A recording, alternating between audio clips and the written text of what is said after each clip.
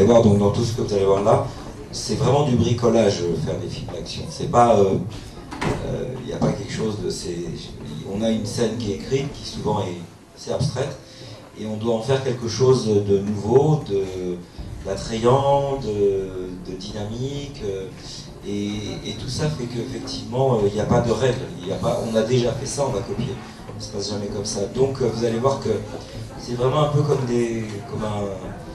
c'est du bricolage. Donc je ne sais pas si ça existe en iranien cette terminologie, mais c'est véritablement, on essaye de trouver des systèmes et on crée, on invente des choses. Donc c'est assez marrant parce que je dis toujours, quand on fait un film d'action, on fait deux films.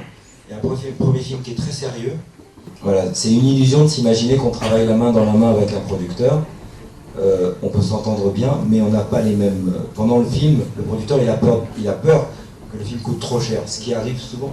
Le réalisateur s'en fout, et souvent, effectivement, on arrive à des films qui coûtent très très cher et qui ne rapportent rien parce que le réalisateur avait des visions délirantes.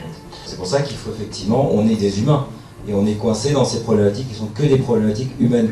Donc il faut arriver très fort, il faut savoir exactement tout ce qu'on fait. C'est-à-dire que quand j'arrive sur un film, je veux être sûr que je sache tout faire, que je maîtrise tous les éléments, parce que ce que moi je veux avoir en tête, et la créativité que j'ai pu mettre à la lecture du scénario, j'ai envie le moins possible d'être frustré. Et cette frustration, c'est la chose la plus dure à gérer. Parce que quand vous faites un film, vous passez votre temps à être frustré.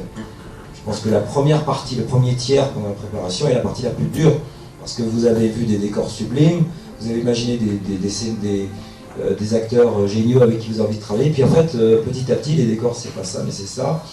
Ça, c'est plus 15 voitures, c'en est 3, ou si vous avez tel comédien ou telle comédienne, ah bah, il coûte trop cher, donc ça va être un tel. Donc c'est ça tout le temps, faire un film. C'est pour ça qu'il faut savoir, effectivement, avoir des réserves tout le temps, dire, ok, moi, ce comédien, je le veux.